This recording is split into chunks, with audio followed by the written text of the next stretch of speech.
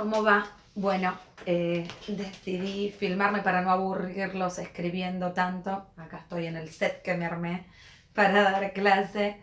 La idea es que en algún momento podamos hacer algún, no sé, Google Meet, Zoom, algo que nos permita vernos aunque sea a la distancia, pero por ahora sé que lo están haciendo con otros, no los quiero sobrecargar y además no sé cuántos pueden disponer de los mecanismos, de las posibilidades de hacerlo y no quiero dejar a nadie excluido, así que en todo caso después lo vamos a ir organizando. Pero por ahora lo que quería era mandarles algunos comentarios sobre el tema de fuentes, que por algunas devoluciones que estuve haciendo noto que no quedó del todo claro, ¿sí? Así que van algunos comentarios para profundizar el texto de la clase 2 y el mail que mandé aclaratorio cuando empecé a ver que había algunas dificultades para distinguir qué es una fuente y qué es un recurso, ¿sí? Así que voy a complementarlo con estos comentarios.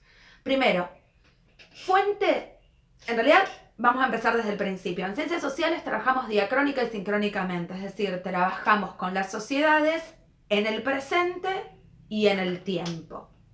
Por lo tanto, vamos a usar fuentes para las dos cosas. ¿Por qué? Porque fuentes es aquel documento, elemento, instrumento del cual saqué información. Puedo sacar información de alguna herramienta del presente, de algún dispositivo del presente, por lo menos, por ejemplo, si yo saco una foto, pensaba en que algunos trabajaron con el tema contaminación y usaron fotos de ríos o de lugares que fueron afectados por la contaminación. Bueno, miraba para la vereda porque hay algunos problemas con la recolección de basura, así que podría ir en ese ejemplo. Pero eso sería un instrumento que yo estoy usando para sacar información del presente, ¿sí? Entonces, lo que nosotros queremos, en donde nosotros queremos hacer foco es en aquellos instrumentos, en aquellos elementos que nos dan información del pasado, ¿sí? En la clasificación que ustedes tienen de la clase 2, vieron que decía fuentes que podían ser cartográficas, escritas u orales, pictóricas, ¿sí? Bueno, esa clasificación del tipo de fuente, del tipo de soporte de la fuente, puede ir tanto para el que me da información del pasado como para el que me da información del presente, ¿sí? Ahora bien, nosotros queríamos hacer foco en aquellas fuentes históricas del pasado, por eso nosotros les decíamos, por eso nosotros trabajamos en etapas esta clase. Primero les dimos la clasificación, ¿sí? Ahí tuvieron que trabajar con cuadernillos. Ahí ya muchos tuvieron una primera corrección de cuándo es fuente, cuándo es recurso. Y después tuvieron que trabajar con la planificación. Entonces yo lo que no quiero es que sigan con ese problema, porque muchos lo vienen arrastrando en la clase 3 desde la clase 2. Entonces quiero clarificar ahí alguna cuestión. Las fuentes que nos hablan del pasado son dos, primarias y secundarias. Yo voy a explicarlo poniendo un ejemplo que tiene que ver con mi trabajo como historiadora para ver si ayuda a que eso quede más claro, ¿sí? Yo como historiadora investigo, trabajo sobre las organizaciones armadas, las organizaciones político-militares de la década del 70 del siglo XX, 1970, en Argentina. Y hace algún tiempo hice en ese marco una investigación sobre el gobierno local, el gobierno de 3 de febrero, la intendencia que transcurrió entre 1973 y 1975, ¿sí? Para yo construir ese trabajo, usé fuentes primarias. Hice algunas entrevistas, tres entrevistas, a diferentes personas que todavía viven y que me podían hablar de ese gobierno, ¿sí? Ahí tenemos una fuente primaria oral, ¿sí? Y también yo quise tomar como ejemplo mi trabajo para graficar la cuestión. También usé este tipo de material Esta es una fotocopia de de una revista que, como ustedes ven, es de 1971. No es el original, porque no pude sacar el original del archivo, obviamente, pero es la fuente primaria escrita, ¿sí? Un periódico local de 1971. Entonces yo con esas fuentes primarias, las 3 entrevistas, todos esos diarios que yo vi del 70, 71, 72, 73 hasta el 75, y vi también algunas actas del Consejo Deliberante. Yo con todas esas fuentes primarias construí una investigación y produje un texto, un artículo, una ponencia que llevé a un congreso, la expuse en ese congreso y quedó publicada en las actas de ese congreso. Entonces, todas esas fuentes que yo usé, ¿sí?, son fuentes primarias. Si alguien alguna vez quiere escribir sobre ese gobierno, el gobierno de Heredia, entre el 73 y el 75, seguramente va a usar esas fuentes primarias, más o menos las mismas que usé yo, porque mucho más no hay, y a lo mejor usa mi texto como fuente secundaria. ¿Por qué?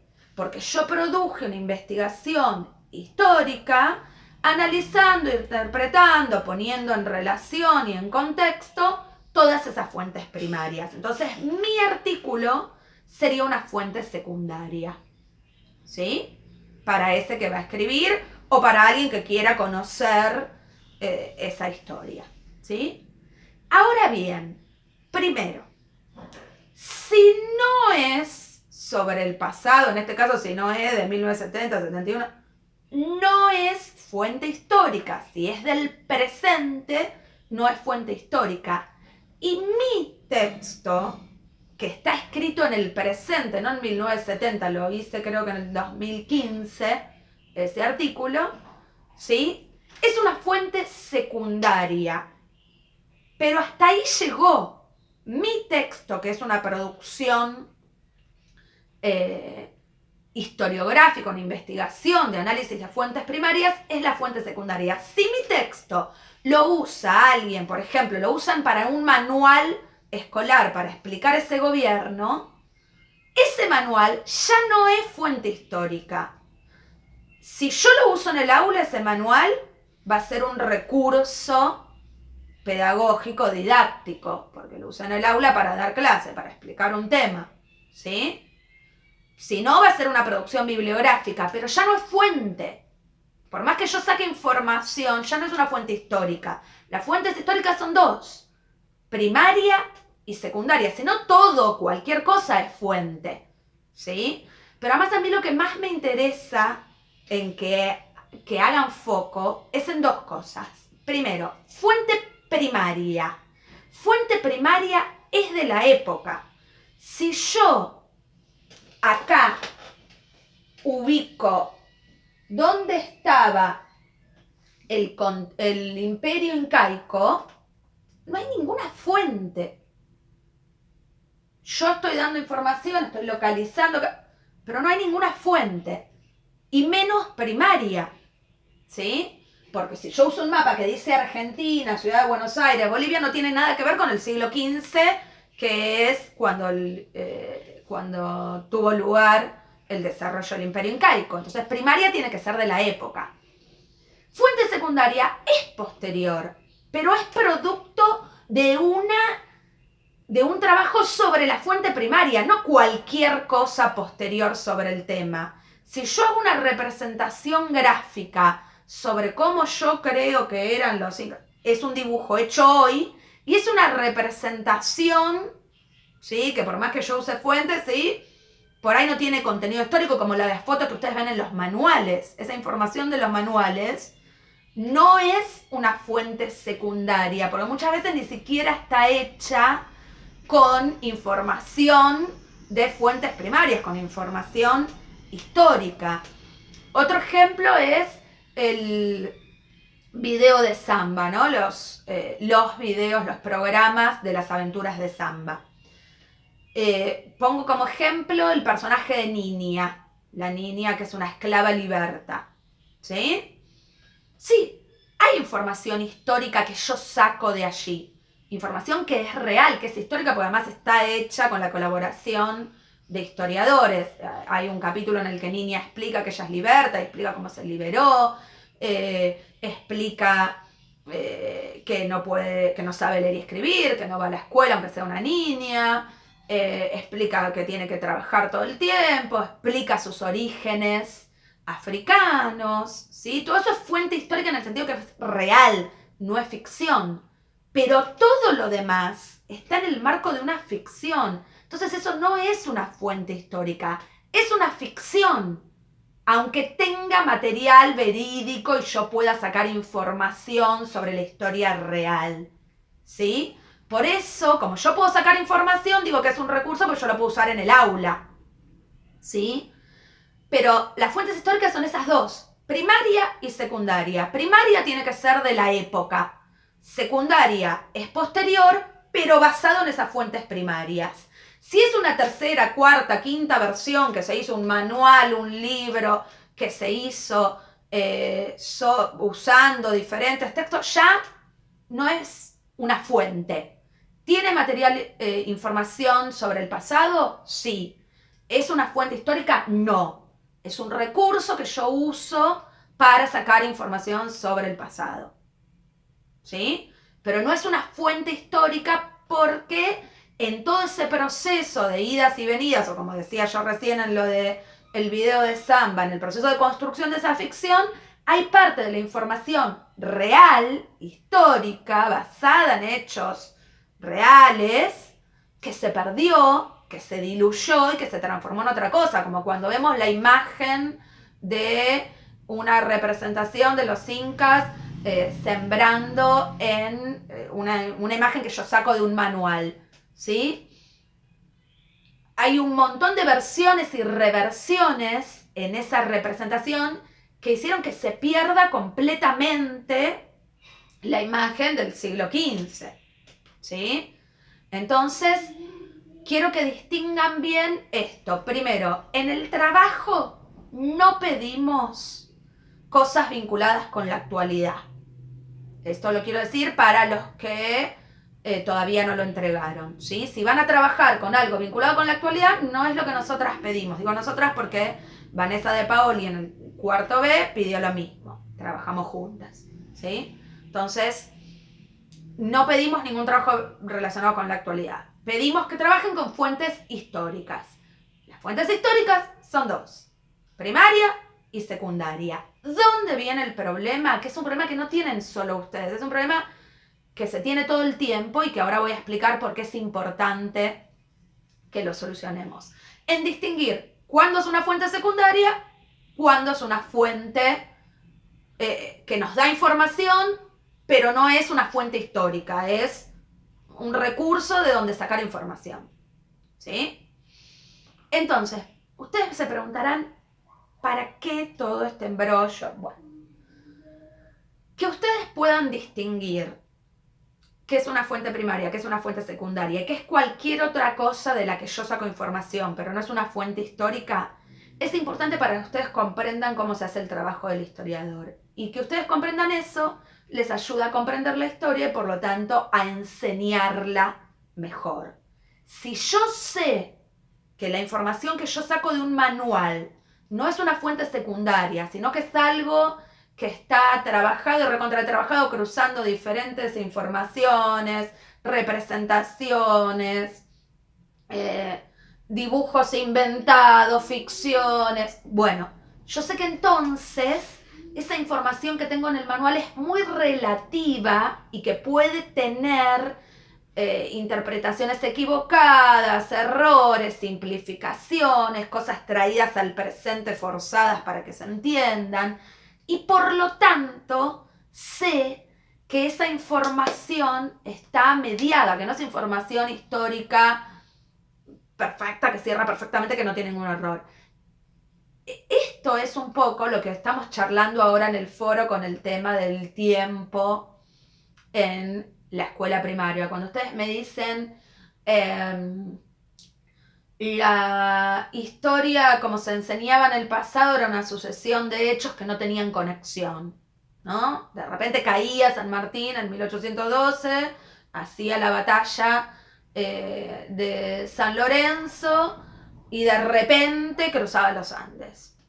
Y no había explicación, no había conexión, no había contexto, ¿sí? Si yo no sé cómo la historia se construye, no sé por qué eso era así antes y por qué ahora estamos intentando leer los hechos no de forma aislada, sino conectados entre sí y conectados en un contexto más amplio.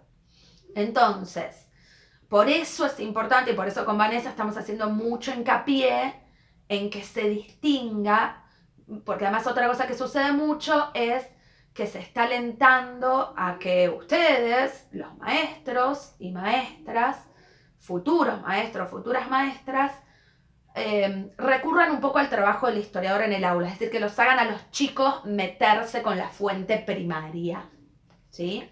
Porque ese protagonismo de los chicos, esa acción, esa actividad, eso de no recibir la historia masticada, leída, procesada, interpretada y contada, sino el poder participar de esa construcción, hace que los niños y las niñas tengan mayor interés en esos temas. Está claro, ya hay algo que nos quedó muy claro a todos, que es que no aprendemos lo que no nos interesa, que cuando somos adultos y ya tenemos formado el campo de interés, sabemos que nos interesa y nos dedicamos a eso, con suerte, y ya, pero cuando son niños, somos niños y niñas, ese campo de interés está en desarrollo, por lo tanto, en la escuela hay que intentar saber captar ese interés para que el aprendizaje sea efectivo, digamos, ¿sí? Entonces, se tiende mucho a esto, a que los niños se investiguen, que los niños busquen información. Para el presente está buenísimo, ¿sí? Porque los niños, como vieron en el texto de Siede, pueden salir al campo, ¿sí? Y ver, conocer, experimentar. Y eso los ayuda a fortalecer esos saberes. Para la historia reciente, como también vimos en el texto sobre la efeméride del 24 de marzo, también está bueno o es más fácil que los niños puedan construir ese saber, porque pueden hacer una entrevista, porque pueden ver un programa donde hay una entrevista directa, si bien es un programa, hay una entrevista, y entonces pueden ir construyendo esos saberes. Ahora, ¿qué pasa cuando yo quiero explicar, esto también salió en el foro sobre tiempo, cuando yo quiero hablar de Güemes, como decía Martín, o como decían otros, cuando yo quiero que los niños se acerquen de otra manera al 25 de mayo? Bueno, ahí hay fuentes primarias. La invitación al cabildo abierto, hay testimonios, hay un montón de fuentes primarias. Ustedes las tienen que saber identificar y las tienen que saber interpretar ustedes para poder llevarlas al aula y convertirlas en un recurso, en una herramienta. Si ustedes no saben identificar fuente primaria, ya ahí va a ser complejo ese trabajo, ¿sí? Entonces, yo quería un poco más que nada que ustedes no digan, bueno, toda esta historia, esta perolata de fuente secundaria, ¿para qué? Bueno, para esto, para enriquecer el trabajo de ustedes en el aula con la historia.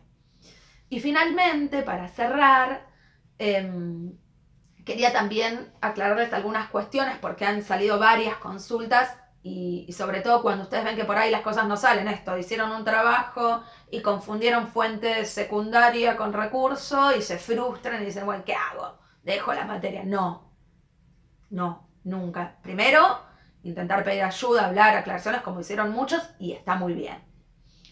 Pero también, ¿qué pasa ahora en este contexto de excepcionalidad? Porque si nos viéramos cara a cara cada jueves a las 13, sería más fácil.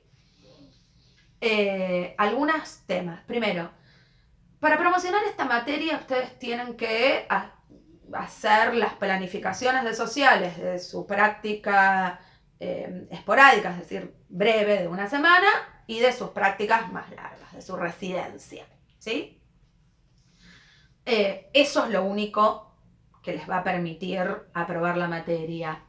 Si confundieron un en un trabajo, fuente secundaria, con recursos, nada se soluciona con esto, con el intercambio. El problema es que no estamos pudiendo hacer el intercambio, por eso se me ocurrió el video. Pero bueno, muchos sí consultaron y ahí es donde se solucionan los problemas. Ahora, para usted llegar a ese momento de la residencia, que es donde se cierra todos los ateneos, todo lo que es posicionamiento de materia, docente, todo lo que es el espacio de la práctica, usted tiene pasos previos, en donde tienen que hacer observaciones, producir una bitácora, hacer las planificaciones. Bueno, todo este momento previo en donde se entrenan en cómo escribir, cómo usar recursos, fuentes primarias, fuentes secundarias, cómo tener un discurso apropiado, que no sea solo repetir conceptos que memoricé, sino poder usarlos en mi construcción de sentido, es un escalón necesario para que esos elementos, las planificaciones, la bitácora, las observaciones, estén bien y puedan llegar a la práctica. Ustedes saben que reglamentariamente ustedes pueden hacer 2 planificaciones. Si la tercera planificación está mal, no pueden dar la clase. Bueno, hay una cuestión, ahí hay un montón de cuestiones reglamentarias que ya en posicionamiento docente les van a explicar, pero digo, producir una buena planificación es lo que te va a permitir no solo poder dar la clase de la residencia, sino que la clase esté buena, esté bien, ¿sí? Y es eso lo que te va a permitir aprobar la materia. Pero para producir una buena planificación, tengo que tener en claro todas estas cosas previas. Cómo voy a usar el tiempo. Alrededor de la cuestión de las efemérides hay un montón de cosas. Yo voy a discutir un poco algunas miradas sobre la efeméride. Le dicen, no trabajen con efemérides porque los chicos se marean, que cómo nos independizamos en mayo si nos descubren en octubre. Bueno, ahí ya hay un problema con si nos independizamos en mayo y nos descubren. Las dos cosas son discutibles. Pero lo que digo es la efeméride se puede complejizar y trabajar un poco mejor que simplemente decir hoy es el día de tal cosa. Si vamos a decir hoy es el día de tal cosa, sí, no trabajen con efeméride, pero si la van a complejizar y la van a usar de forma más profunda y van a usar la efeméride como excusa para trabajar otras cosas, por ahí la efeméride no es un cuco. Entonces, lo que les quería decir con esto es, ustedes de esta primera etapa tienen que tomar todas estas herramientas conceptuales que estamos trabajando, ¿sí? Tiempo medio, tiempo largo, historia reciente, fuente primaria, fuente secundaria, recursos, para tener un basamento conceptual sólido que les permita hacer una buena planificación.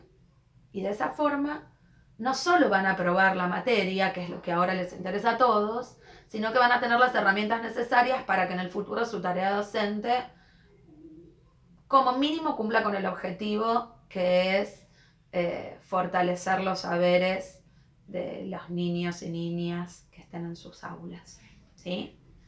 Bueno, espero les haya servido, espero les quede más claro.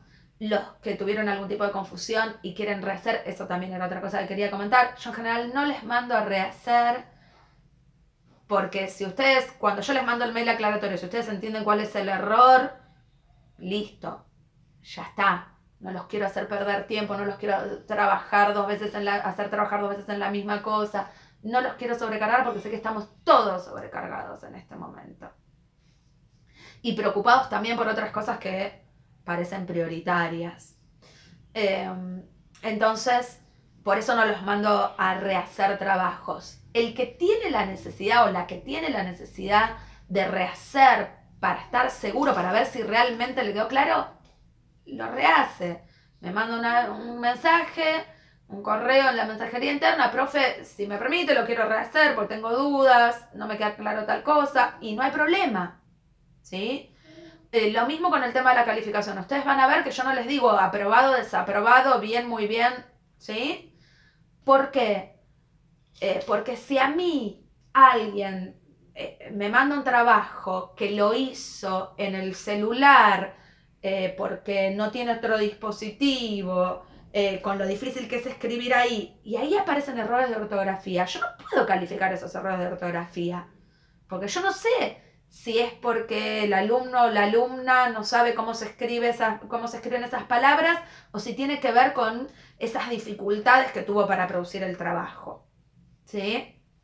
Entonces a mí me parece un poco injusto calificar con una nota, ¿sí? O con un aprobado o desaprobado, cuando se están poniendo en juego un montón de condiciones y no solamente lo que ustedes saben o no, ¿sí? Sí, en los casos en los que no me manifestaron tener ninguna dificultad de conectividad, de recursos para producir sus trabajos, y me mandan un trabajo y tiene errores que son básicos, no sé, de ortografía, de expresión, sí, yo les insisto con que lo corrijan, pensando en eso, en que después van a tener que hacer una planificación y si arrastran esos errores van a tener serios problemas, ¿sí? Y mi idea es corregir cualquier problema grave, básico, elemental, que nosotras en el equipo creemos que no puede tener un estudiante de cuarto año, o que por lo menos no puede tener alguien que egrese del profesorado como profesor o profesora en educación primaria, pensando en eso, en que puedan egresar en algún momento solucionando esos errores, ¿sí? Entonces, bueno, espero haber ayudado en alguna medida a no solo clarificar lo conceptual de fuentes primarias, secundarias y recursos, sino todo lo que tiene que ver con la dinámica de la materia y de esta situación de excepcionalidad, ¿sí? Les mando un abrazo y espero que nos veamos pronto y volvamos a las clases presenciales lo antes posible. Nos vemos.